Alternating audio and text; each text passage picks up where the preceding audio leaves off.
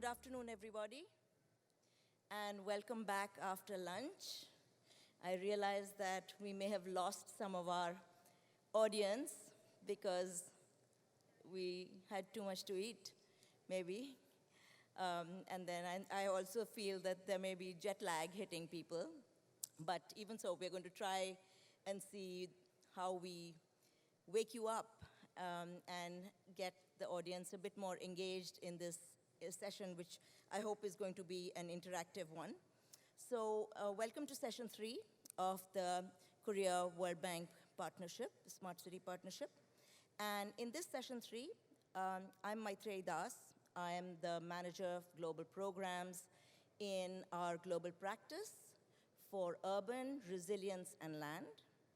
And I'm here with a lot of very interesting speakers who are going to form our panel, and we are going to be talking about the World Bank Smart City Partnership and its achievements. So I'm very hopeful that we will be able to have a set of lessons learned in terms of how we have leveraged this partnership towards impact on the ground. Let me start by inviting Nare Choi. So Dr. Choi is Senior Urban Specialist at the World Bank, and she is the manager of the Global Smart Cities program. Welcome to the stage, Nare.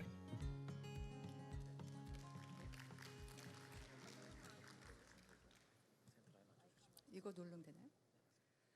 Okay, thank you, Maitreyi, and welcome back, everyone. It's really good to have you in this meeting, and even after lunch, I appreciate your participation and commitment.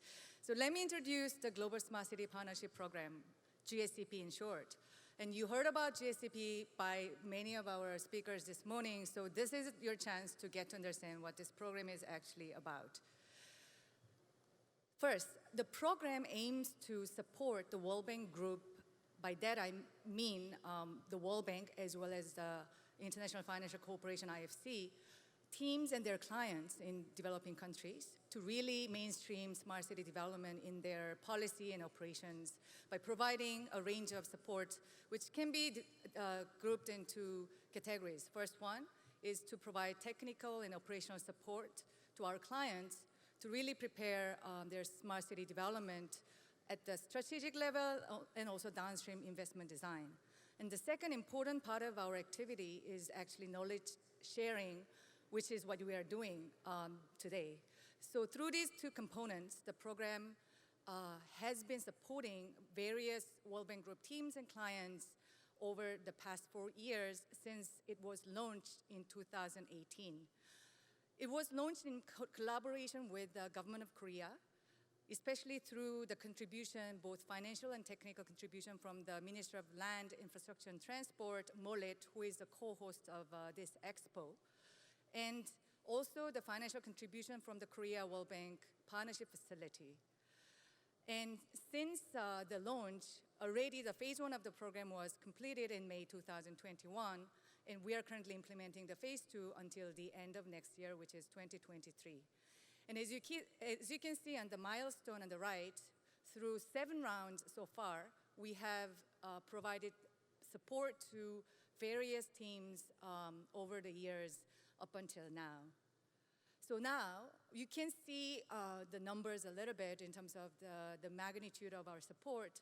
And in total, we have supported 48 project teams in 2 types of support. So first one is just-in-time technical assistance, which is a lot shorter in terms of the level of effort. In the span of about 6 months to really support our client governments, both national and city governments, to really think about the initial ideas about smart cities in their context. Whereas the operational support, which is the second type of the support, spans over a longer period of time, usually 1 to 2 years, in the level of roughly 60 days of one expert time, which can be quite substantial. And as you can see, although the graph is a little bit small, we have provided support across the 6 regions where the World Bank Group operates, including Africa, East Asia Pacific, where we are now, and also Eastern Europe and Central Asia, and Middle East and Northern Africa, also Latin American, Caribbean, and also South Asia. So we have a range of demands from different regions, and as you can see, we have especially strong demands in our portfolio from Africa and also the Eastern Europe and Central Asia, as well as some other regions. And we also operate across different sectors, including urban, disaster risk management, digital development, transport, governance, and etc. So as you can see, smart city is a cross-cutting theme. This is sort of our geographical span of the support in the past 7 rounds, as I mentioned. And through those 7 rounds, we have supported about 48 project teams across the globe. And the second bucket of our program support is, again, on knowledge sharing and dissemination. In total, in the past 4 years, we have engaged, either facilitated, organized, or participated in various knowledge sharing activities, which counts in total for 54. And you may recall that Maitri mentioned the importance of really facilitating systematic and structured approach to learning around smart city development in the previous panel discussion. And that's what we have been really trying to promote through the program. So as you can see, there is an e-learning course in the collaboration with the Open Learning Campus of the World Bank Group on smart cities. And we also held a virtual knowledge exchange during COVID. So I think this is great that we can actually start in-country, in-person knowledge exchange in a new era. But we have the virtual knowledge exchange with various partners, including the Netherlands, this year in February. So where we see demands for smart city development from our client countries, Maitri also touched upon this during the panel discussion before lunch a little bit. And we see a lot of demand still at the level of digitization and digitalization.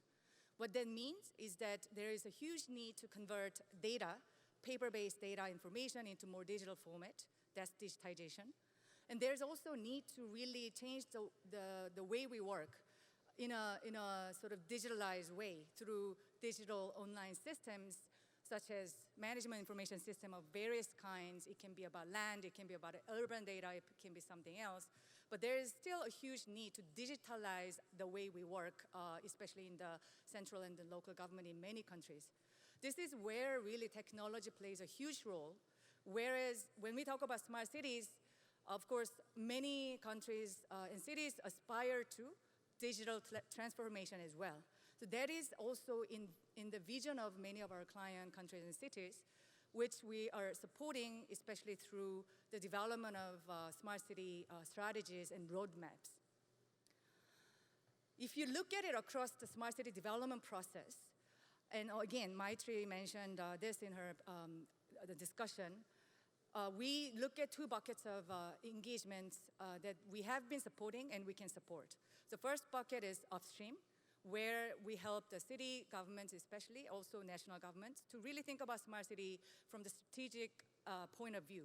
So we support smart city policy-related regulations and also strategy, including a roadmap to really implement such vision as captured in a smart city policy or strategy. Also, and that can also include sort of the potential list of investments with priority investments and following investments planned in phases.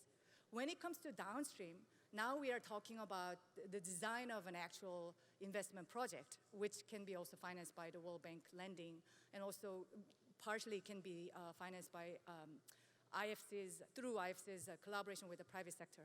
There, we are talking about more specific challenges and problems at the city or national level, and finding smart ways to address those challenges at the specific level in the context of an actual project investment. So we have supported these 2 types of engagements so far under the Global Smart City Partnership Program. Following my introduction, you will actually have a chance to listen to 3 engagement support cases supported by the GSCP. And this is a brief mapping of where our projects that we have supported are located across the level, national and subnational, and also upstream project design and implementation. So we have diverse experience in our portfolio, and you will hear some of them after my presentation. And this specifically shows how the partnership with Korea has contributed to the implementation of the program. And we can summarize it in many different ways, but first is actually the demand by our World Bank Group teams and clients for learning from or benchmarking Korean smart city development experiences. So at least 20% of our portfolio or the project teams we supported under the program have requested for learning from the Korean experience. And also we have worked with Korean smart city experts. Some of them are actually present in this room, and we will have a chance to talk to them in the later sessions in more detail in terms of their experience and sort of ups and downs of working with the World Bank Group and our clients. And the majority of our project teams and their clients have been supported by the Korean smart city experts as well. So after implementing the program for about 4 years, then like what are the key takeaways that we can actually share with all of you in this room? The first one, and I think many of these points were already emphasized in the previous panel discussion. The first one is that there is an active demand for smart city development, although, as was mentioned, the country context and their demand is very diverse. Still, there is a lot of interest in terms of using smart data and technology to really improve the efficiency of the city management, city planning and management, and service delivery. So there is an active demand. But as we have heard and as we know, smart city is a cross-cutting and multi-sectoral development agenda. What that means is that we have to engage various stakeholders, including the citizens, in the process of the smart city development, and that is actually the prime challenge. And that leads to my last point, which is that in smart city development, it is critical to really build the capacity at the institutional and human level.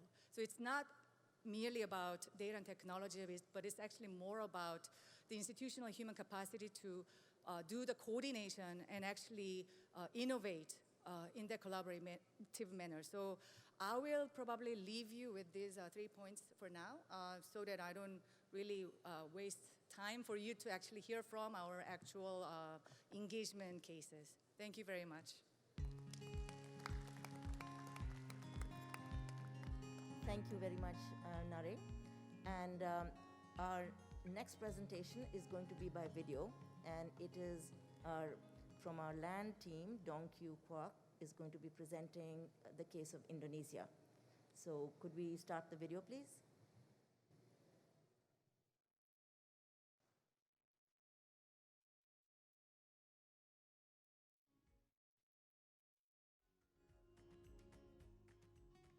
Good afternoon, everyone. My name is Dong Kyu Kwak. I'm a senior land administration specialist at the World Bank. Today, we will look at a case study of the digital twin for 3D cadastry in Jakarta. Although I deliver my presentation virtually, I hope this Indonesian project is useful to showcase GSCP's achievement in collaboration with Korea. Digital cadastry is one of the foundational layers to establishing smarter cities. Cadastry is a comprehensive registry of land and buildings to show their locations, extent, values, ownership, and other rights concerning properties.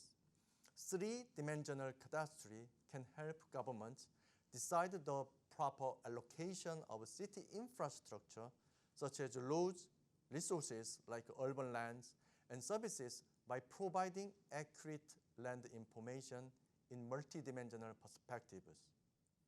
Let's move to Indonesia. Mass Rapid Transit, or MRT, opened in 2019.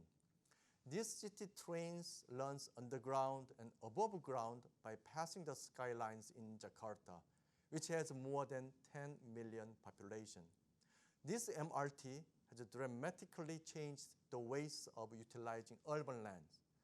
Now, the government and citizens pay more attention to multidimensional land use and rights. But the reality is that the cadastral maps display only two-dimensional land parcels, giving limited descriptions of legal rights. This could lead to inefficient use of land, and it could underestimate the property value. Our Indonesian counterpart, the Ministry of Agrarian Affairs, Spatial Planning, and National Land Agency, wanted to explore how 3D cadastry and smart city technologies to represent real-world setting and support optimized infrastructure development.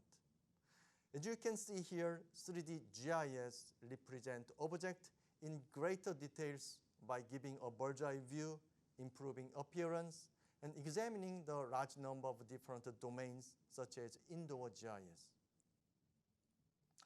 Responding to our client requests and thanks to support from WSCE and MOLIT, we conducted two-phase technical support. During the first phase, we focused on conceptualization of digital twin for 3D cadastre in the Indonesian context. Building on the result of first phase, at the phase 2, we have tried to get concrete and practical impact on future business models and 3D technical architecture. Most importantly, our team and counterpart didn't want the WSCE engagement as just a start and stop activities. But we want it to be continuous effort to align with our counterparts' need, strategic plan, and finally, business development. As the first step, we conducted a rapid assessment to identify the situation of the counterpart. Then we defined key challenges which were finally translated to our clients' specific needs. We also did a comparative benchmarking of global best practices by bringing several cases from Korea, Singapore, and Thailand to explain the current trend, smart city situation, and the different business models concerning 3D cadastry and visualization. We learned that it was important to come up with solutions suitable for Indonesia and set goals that could be realized in a relatively short period of time. After a series of meetings, the client requested details of 3D GIS standard, and they wanted to focus on models for property management, city planning, permitting, and monitoring. Here are some outputs of the study. The logical concept of 3D land administration helped our client build their capacity to develop a tailored 3D system for smarter cities. Also, the 3D visualization framework supported our client in broadening their horizons toward the digital twin-based solution. It was also great that our counterparts allocated a government budget to pilot 3D models and cadastry in Jakarta. This is my last slide. The background image demonstrates one of the 3D models created by our client, which is the MRT station in Jakarta. This is a great starting point to integrate the cadastral maps with the digital twin technologies. To sum up, it was almost a 2-year journey working with the WSCE team and our Korean counterparts, such as MOLIT, Kaya, Erex, Patos, and Jika. We hired 2 Korean experts who were able to fulfill our clients' needs in strategic guidance and technical issues. Also, our client considered the establishment of 3D cadastry as a part of their agenda for digital transformation and for future investment. As a result, Indonesia government applied for K-City Network Program, which was recently approved by MOLIT for further bilateral collaboration. On the bank side, I'm delighted that we are preparing One Map Project 2 with $100 million financing. Digital twin for 3D cadastry will be one of the major components of the planned investment. My final point is that it is important to specify particular areas of smarter cities. And these areas should be based on the client's expertise and legal mandates to deliver better services for citizens. This brings me to the end of my presentation. Thank you very much for listening. Thank you very much, Dongkyu. Although your you're not here right now, but we really appreciated hearing about the Indonesia experience and very proudly support that through the Global Smart Cities program. Our next speaker is Mr. Isaac Kim. He is the director of Nikon Company. He is an expert on our Global Smart Cities program and has considerable experience in the manner in which we provide support through the program to our client countries. He'll be speaking to us about the Bangladesh experience. Over to you, Isaac. Thank you. Hello, my name is Isaac Kim, and I'm a smart city consultant for the GSCP. The title of the presentation that I'm giving today is called Strengthening Bangladesh's Digital Infrastructure and Capacity to Build Back Better After the Pandemic. It's focused on response to the COVID-19 pandemic.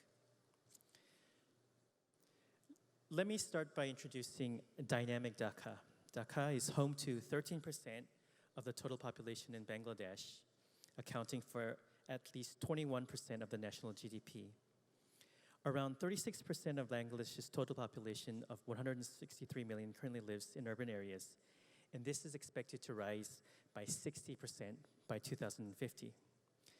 Despite the economic importance and dynamism of urban areas, social and physical indicators underline that Dhaka and other Bangladeshi cities are faced with massive challenges. Over half of the urban population lives in slums, with limited access to basic hand-washing facilities and safely managed sanitation and drinking water.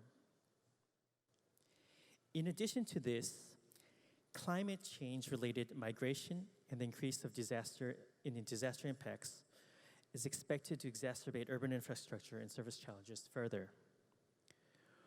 The COVID-19 crisis has also disproportionately affected these urban areas, but it has also given a pause in the chaos, an opportunity to think about how to do things differently in a more resilient and inclusive manner. In this way, it's actually the urban local governments who should be in the driving seat in this process, since they are the people who support to address these direct resource and capacity constraints. The World Bank, together with the government of Bangladesh, prepared the Local Government COVID Response and Recovery Project, a US $300 million lending operation with a view to effectively empower local governments and strengthen their ability to deal with the pandemic and improve overall transparency and efficiency as well as readiness for future crisis. By using digital technologies, the overall project aims at improving local government capacity to better respond to COVID-19 pandemic and to build on this opportunity to strengthen preparedness to climate change and future shock in Bangladeshi cities and towns. Approved by the World Bank's board in February 2022, the project supports over 10 city corporations and all 329 municipalities across Bangladesh. This will in turn benefit 40 million residents. The project consists of two key components. First are the grants that urban local governments will manage by identifying, planning, and implementing measures to deal with COVID situation and for improving remote connectivity and functioning.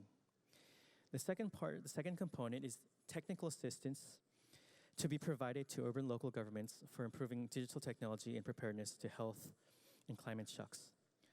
With the GSCP support, the project team identified key gaps in promoting an environment conducive to remote working and service delivery, and proposed a series of capacity building initiatives and digital solutions, such as data platforms and tools for the Dhaka North City Corporation to enhance service delivery, revenue collection, and key business functions. The GSCP support also leveraged the existing Smart City service platform by expanding and adding systems and capacity for the COVID-19 response and recovery in pilot city corporations and municipalities. You can actually see in the slides, in the following slides, the specific activities or the results that were as a result of the project. First, during the project preparation, an online web-based survey was carried out to assess the needs of local urban governments with regards to the extent to which remote connectivity allowed municipal staff to work from home, the benefits of an e-platform to coordinate a local COVID-19 response, including the ability to deliver municipal basic service during the pandemic and potential IT platforms or services to aid municipal revenue collection. You can actually see the survey results where we understood that most municipalities wanted to improve the transition to remote working, but they actually needed resources, and not just the traditional resources that we're thinking of, but secure access to data information as well as communication with the other colleagues. So, moving on, the GSCP provided important contributions to the project design by carrying out technical studies on investments required for modernizing municipal IT infrastructure and services and building associated capacity. So according to the survey results, the project put digital infrastructure as an eligible expenditure of the grant component. So apparently all urban local governments can now use their 6 monthly grants towards urgent hardware, software, and training needs. Furthermore, the GSP experts assisted the city governments with the comprehensive assessment and technical recommendations to establish a remote monitoring and supervision system. They provided a proposal for the management information system to track the use of municipal grants. This is actually a way to help to manage the grants for not only for the cities, but for the bank side itself, as a way to protect the investment. Additionally, the GSCP also contributed to the design of a disaster coordination platform, a web portal or digital information system to improve the local multi-sectoral coordination of COVID-19 response, as well as response to climate emergencies, disease outbreaks, disasters, and other crises, and to reinforce citizen engagement is proposed. This is my last slide in terms of lessons learned. Overall, the engagement improved Bangladeshi city capacities to develop their COVID-19 response and recovery information systems and equip them with means to mobilize and manage public facilities for planning and response efforts. The engagement yielded important lessons for other smart city initiatives. First, digital development for crisis response is actually a new growth area for Bangladeshi cities, and the ability to mobilize necessary technical expertise was critical for the project design. Second, ensuring municipal ownership introducing digital technologies is critical. An understanding of city government's needs was key to ensure the progress of the Smart City project. Developing a robust needs assessment, that is the ICT baseline survey, played a pivotal role in facilitating collaboration with city governments. Thank you. Thank you very much, Isaac. I would now like to invite Engineer Hisham Ashraf from our Egypt delegation. He is with the Ministry of Housing, Utilities, and Urban Communities in Egypt. And again, we from GSCP have supported this initiative with great pride. Thank you very much.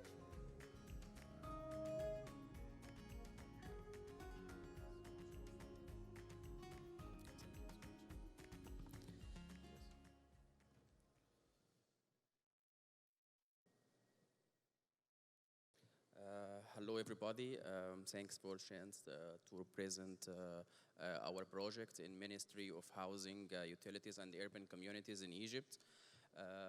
Shortly, I will present firstly as the challenges that we faced in Egypt, and then after that we will show you some projects that we are working on now in action plan in Egypt, and after that I will show you some projects that we are working with the World Bank and how they are helping us in the Ministry of Housing. The outline of the presentation is we're showing as I told you, the national challenge that we are facing and the introduction to the new city strategy in Egypt. Also, sustainability principle for the fourth generation cities and the national policy for the smart cities in Egypt that we are working with the World Bank over now. At the first, I want to show you that now we have a lot of some of the old existing cities in Egypt that we have urban development challenge at extreme high pollution and urban densities, and also have less of percentages in green spaces inside these old cities. And our plan now is to increasing the urban, the green spaces or the open spaces in the existing and the old cities in Egypt, as well we are doing in our new cities. Also, now we are, besides that, we are working in our new cities that we find like gaps between the old cities and the new cities that we are working on, and also some challenges or some gaps between achieving our new cities sustainability indicators. Let me tell you a fast story about our generation in Egypt of cities, of new cities that are starting in 1978 by the first generation of new cities by 7 cities, and second generation it was in 1990 and we are built 8 cities, and in 2000 we are built the third generation of cities by 8 cities. And now we are starting in 2014 to build the fourth generation of cities, and we are expected to be a smart cities. We are starting by 27 cities, are ongoing in 20. 15 of them is a new cities and 5 expansion for existing one. In our fourth generation cities, we are starting or expecting to be as a smart cities. We are working in some pillars like to be in a smart economy in these cities, and the smart governance and digital transformations that are working already in Egypt, smart infrastructure and construction, and also smart building.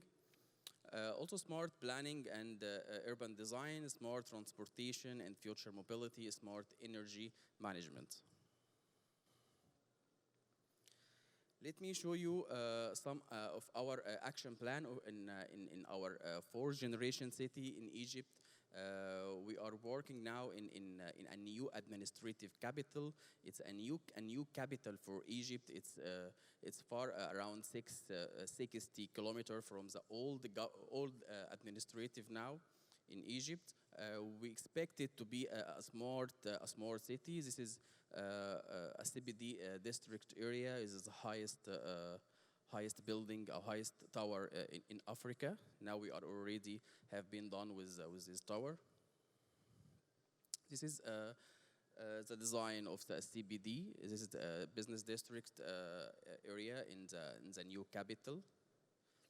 And another project that we are working on is New El Alamein. Is in the north coast for Egypt in the Mediterranean Sea. We are planning it to be as a city as a capital, but it's a tourism capital for Egypt. We have already as a mixed use development, mixed social housing, high density neighborhoods, road connectivity, public transit, solar energy, and green corridors.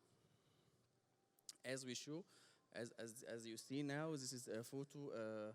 We started from this city since 4 years ago, and we are expecting to finish the city around the next 3 years. And also we are expecting as a smart city to be in El Alamein. This is another picture from the night to El Alamein city. We learned some lessons from a lot of case study and our experience when we are designing our new cities in fourth generation, that to have a smart and sustainable cities and digital transformation for good urban governance. We are already learning how to make a smart infrastructure, digital controlling for monitoring as a consumption for energy and for water. And also we are learning how to smart urban governance is issuing a building license and handling the building violations. Now, after we show our action plan or some cities that we are working in fourth generation, now I want to mention some of our work with the World Bank and SECO Swiss and Swiss Federation that we have a project now. We are working with them. Is a plan to transfer or transformation for our existing cities to transfer it into as a smart city. We are working with the World Bank now to create a national policy for the smart cities in Egypt. We have some pillars or have some sections that are smart city frameworks that provide a clear roadmap for implementing a smart solution in cities national words was actionable steps laid out and implementation, and also improving management of infrastructure and service delivery through digital transformation, also improving city planning and the management through the sustainability reasons of city data collection and the analysis. And this is one of our cities that we are working on to transfer it from, it was an old new city to we have expected to be as a smart city. This is El Sheikh Zayed, is a new city in Egypt, but from a third generation that we are working to transfer it into a smart city with our policy and strategy with the World Bank. Thank you. Thank you very much, Engineer Ashraf. And with that, I would like to invite our final speaker, who is Janice Ryu. She is the resident representative of the International Finance Corporation and will be speaking to us about IFC's Smart Cities program. Janice, welcome.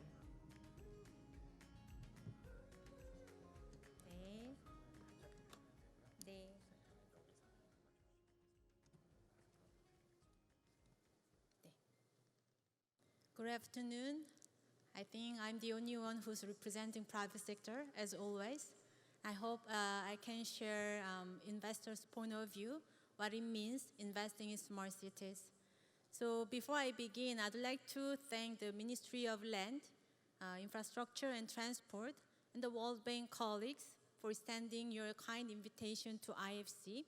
I had a pleasure to walk around the corporate booth, and I hope that you could experience autopilot of this vehicle, which I couldn't make a reservation yet, but hopefully after this session you could do that.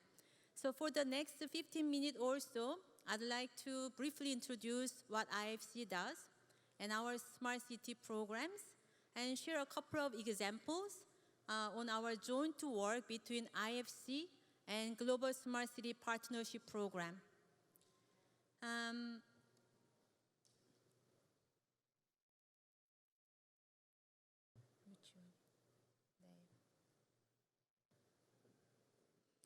So as many of you already know, IFC is a part of World Bank Group and a sister organization of the World Bank. And while World Bank work with governments, IFC partners with private sector. And as the largest global development finance institution focused on private sector in emerging markets, we have over 100 offices in 98 countries around the world, and almost 60% of staff members are based in outside headquarters.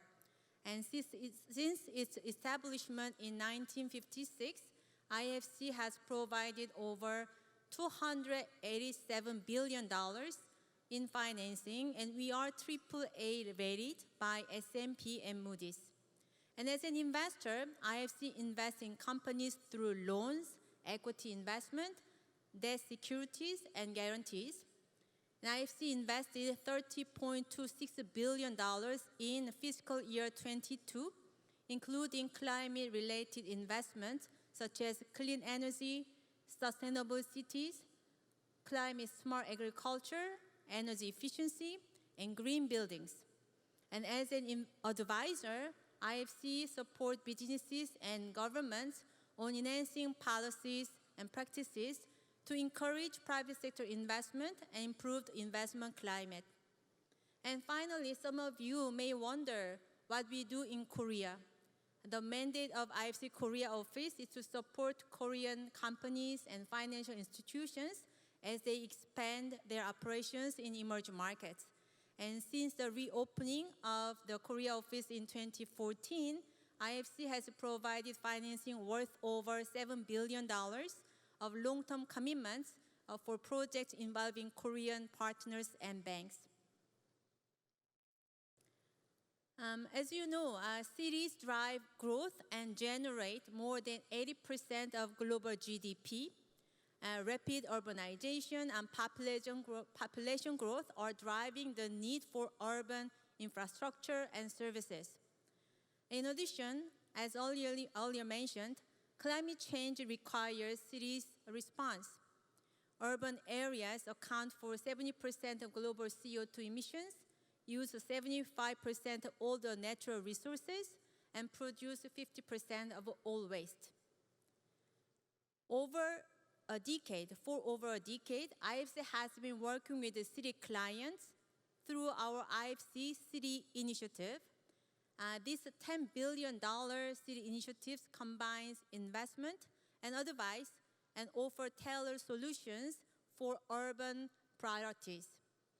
IFC mobilizes commercial financing for projects connecting cities with the capital markets and leverages World Bank and private sector expertise to facilitate infrastructure projects.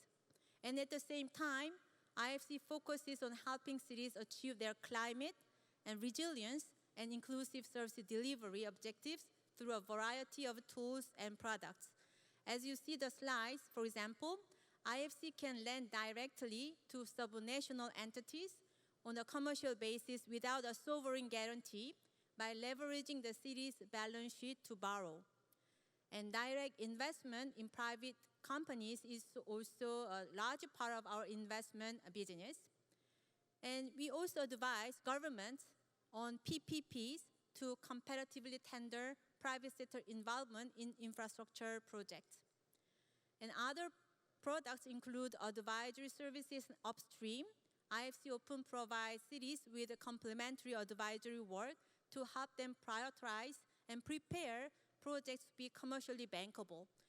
For instance, providing technical advice on reducing water leakage in the city's water system, or helping them to put together a smart city implementation strategy.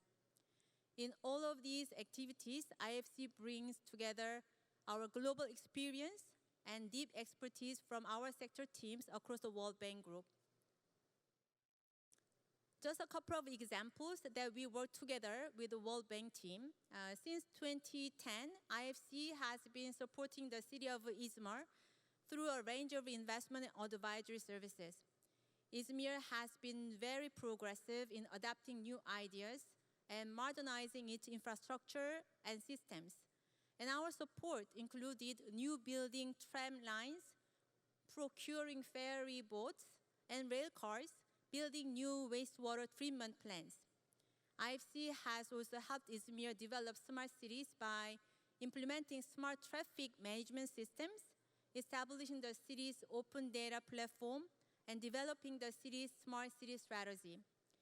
The city is currently led by a forward-looking mayor who has been very keen to open Izmir as a testbed city for World Bank Group innovations. So most recently, actually July this year, a group of World Bank GSCP experts and IFC staff held a 3-day in-person workshop with the mayor and the city staff, where the joint team advised the city on developing their smart city roadmap, identifying investment priorities, and how they can establish an effective capacity to deliver the envisioned city transformation. Key themes included increasing renewable energy through rooftop solar and geothermal power, scaling the adoption of smart street lights, and furthering the digitalization of urban data management. And the other example that we work together with the World Bank team is in Amman. World Bank team and IFC are working with Amman to support their smart and green city implementation. Amman is one of the most forward-looking cities in the Middle East that is committed to green growth and climate action. At the request of the mayor of Amman, our teams conducted a series of interactive workshops last year to support the city becoming a smart, resilient, and low-carbon city. The areas that we could be of support based on the key findings are such as designing the waste management master plan with a circular economy concepts, increasing private sector participation in transportation and other urban services, improving the city's credit worthiness with a long-term vision on sustainable municipal finance, and monetizing public land and buildings through green development. As also through this engagement, IFC identified green buildings as an immediate topic that we can develop further. As a follow-up, we are working on an upstream project to develop green building projects in Jordan, focusing on retrofits of existing buildings and possibility of financing new green buildings for hospitals, universities, and offices. As you know, buildings and their construction account for almost 40% of global energy-related CO2 and will play a major role in sustainable transformation. And that's why IFC is focusing on green buildings. Now, when it comes to collaboration between IFC and Korean players, I'd like to introduce IFC's upstream work. In recent years, IFC has focused its efforts on early-stage projects and its development in emerging markets, which we call upstream. This is IFC's solution to accelerate private sector development by creating a pipeline of investable opportunities that IFC and other commercial banks or development banks can directly finance and mobilize private capital. In practice, it is also about helping clients in scoping and developing and piloting new opportunities by leveraging IFC's technical and financial expertise. There are three components, as you see there. Creating markets is a top-down approach, basically sector-wide intervention, providing advice to governments and regulators on policy improvement. And creating opportunities is a bottom-up approach where we work with individual companies and projects to develop bankable, investable opportunities. And crystallizing investment is basically, by then, IFC will be able to make our own investment, whether it's equity or loan business. On upstream, we have two different types of engagement that we can make with the companies. One is collaboration and the other is co-development. In general, collaboration is a lighter version of engagement with a company where IFC shares costs with the client to develop feasibility studies and in return secures certain future financing rights if the envisioned project comes to fruition. And co-development is a relatively more sophisticated engagement where IFC acts as a co-developer of a well-defined project and invests development costs in the form of cash or sweat equity. In terms of crisis, we all learn the value of collaboration, of course, across the World Bank Group and across private sector and public sector. With our global presence and expertise and capital and strong engagement with government and local stakeholders, IFC is ready and willing to work with many stakeholders, including Korean companies and government, to mitigate risk and seize the new opportunities in emerging markets. Thank you. Thank you, Janice. No, I'll go from here. Thank you very much, Janice. And would you like me to go up? I can do it from here, right? Yeah, okay, fantastic. So just to keep it more informal, I think that we have a bit of time for questions. You heard some very rich case examples of the manner in which the Global Smart Cities program has influenced smart city development in some of our client cities and countries. So questions to individual team members or comments would be greatly appreciated. Just raise your hand and I will bring the microphone to you. We'll bring the microphone to you.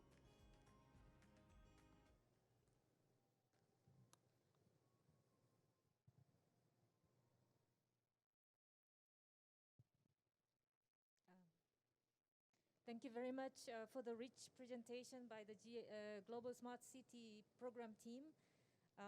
I am asking a question on behalf of our clients who often ask the same question. So this wonderful program for the upstream policy advisory as well as operational support during the project design or implementation, how can they access this fund? Is it through World Bank team, or can the country approach directly to the GSCP program? I think a little bit about the process. Thank you. Yes, very good. Let me hand it to Nare. Nare, please. Thank you. That's a very good question. So we are the program inside the World Bank Group, and getting the financial contribution, as I mentioned, from the Korean government to really support first the World Bank Group teams who are working with various client countries and cities to really meet their various needs, mostly And what technical assessment upstream, and also any needs during the process of project preparation, the World Bank Finance project preparation. So the long answer to your question is that our support goes immediately to the World Bank Group teams in their effort to really work with all of you.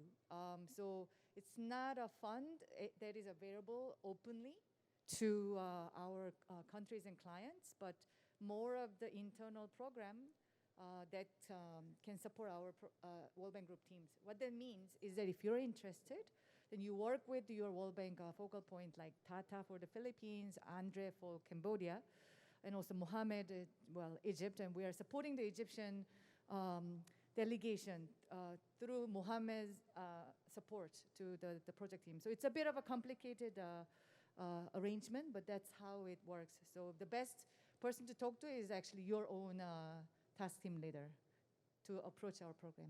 Thank you. Exactly. Thank you, Nare. Any additional questions? Yes, please.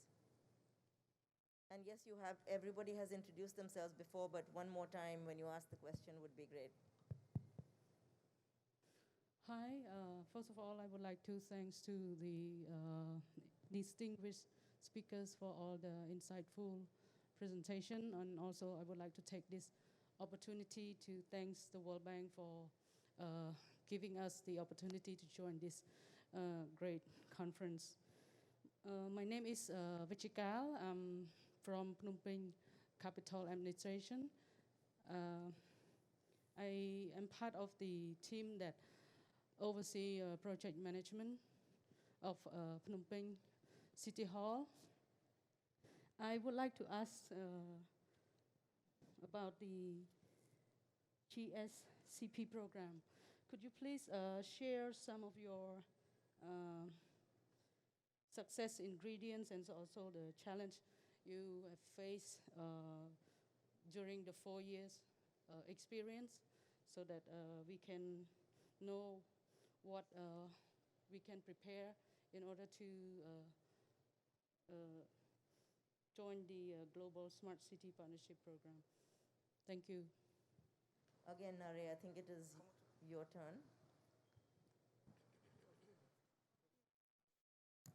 Yes, I don't want to dominate the floor, but if I can answer. Success factors, it's hard to say, but in line with some of the previous questions, what is really critical is strong leadership. So policy commitment, and I think that's the key lesson learned from the Korean experience. Smart city development is a national level agenda in Korea, and there has been a consistent push over the years through administrative changes. So that is really critical. And you also heard from Janice's presentation in Turkey, Izmir, the mayor, the very visionary mayor who has been in power through, I think, multiple elections, has been leading the smart city engagement over a decade, as you saw. So it's something as the public sector officials cannot really control, right? Like you never know who you will get. But at the same time, that's a critical factor for us, like the strong leadership. And I think sometimes leadership can also come from the technical level as well. It's a matter of yourselves really kind of guiding the politicians' leadership to come into place really in terms of the strategic direction. So number one, so in line with that, I think having a strategic plan and roadmap for implementation, I think is important. And potentially that will enable, technical level officials to really persist through different political changes, hopefully. So that's, while it is very much of a soft document, smart city strategy or implementation roadmap, I think that is something that you can perhaps prepare early on and continue through down the line. Challenges, I think some of us mentioned it, but actually having a strategy is one thing, and translating it into an implementation is a challenge. And there are many factors that you have to think about. Financing is one of the few, but again, it's sometimes not clear what to implement first. And how. So I think that's still something that we are working on. I don't think we have a good solution for that, but hopefully with some success stories like Amman in Jordan, as Janice mentioned, the upstream strategic work has led to the World Bank lending operation, and the strategic work will inform the project design down the line. So hopefully we will have more cases and can help with you on some success stories. Thank you. Thank you. I think, Isaac, you would like to say something? Hello, I'd just like to add on to Nari's answer from an operational point of view. In my experience working with the GCB, what I see in that the projects that are really going forward is really being able to catch the momentum. If there is a project going and there is a period of inaction and suddenly there is a flurry of action and all the activities are going on at one time. And I think actually the GSCP program will really help to sort of maintain this momentum and make sure that you don't have a gap, so you can bridge the gap to the next phase, whether it's some initial financing or other activities.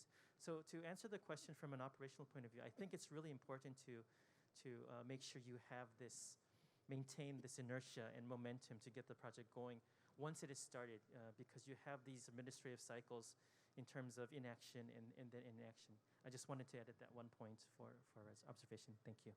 Thank you. And I would like to also add one thing about GSCP.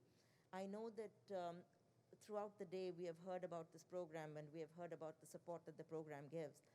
I should add it's a very, very small program. And one of the big, I think, positive ingredients of this program is that it's very cost effective. So with very small funding, we managed to leverage other kinds of engagements. For instance, in Egypt, there's an ongoing project, there's an ongoing policy dialogue. We provide a little bit of catalytic technical assistance in order to strengthen whatever is going on. So it's not a standalone program. Sorry? Yeah. So it's not a standalone program. So it's not as though there's a grant that goes for a standalone program. What it does is it leverages already existing engagements and builds upon them and provides that little push through a technical assistance route. Sometimes it's just one expert that is involved with it. And sometimes it's two experts involved with it. Sometimes it's an ongoing engagement of over a year or 2 years or 3 years with those experts. But I just want to dispel this notion that this is a standalone pot where that people can apply for. Yes, people can certainly apply for and through your task team leaders. But I do want to emphasize it's a very nimble and an agile program. Any other final question? I think we have space for one more question. Yes, please. Hello, my name is Ellie Lee. I'm from Smart City Association. I just had a question about the Egypt city, Smart City. I was wondering if there are any implemented projects or if it's just ongoing, or you were telling about like the strategic planning, how the smart city is going to be implemented, but I was just wondering where is it at the stage? Engineer Ashraf, would you like to answer that question?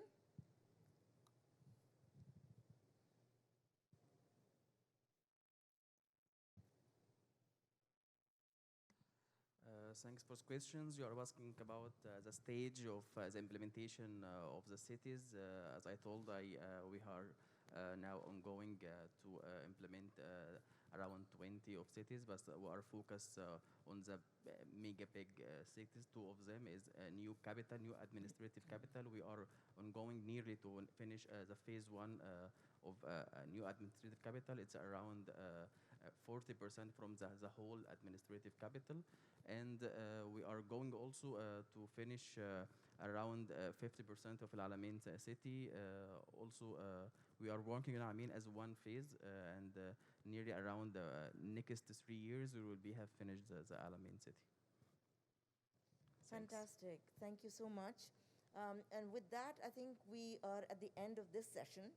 I realize that there still must be questions in your mind. So please take the opportunity of the 10-minute coffee break or time that you catch each other after the session. But at this point, we will close this session. Thank you very much to all of our speakers, and thank you for the engagement in the post-lunch session that we have had from the audience. You have a 10-minute coffee break. The coffee is right here. Please, let's make sure to come back in 10 minutes. And thank you very much. Let's give a round of applause to the speakers and the participants.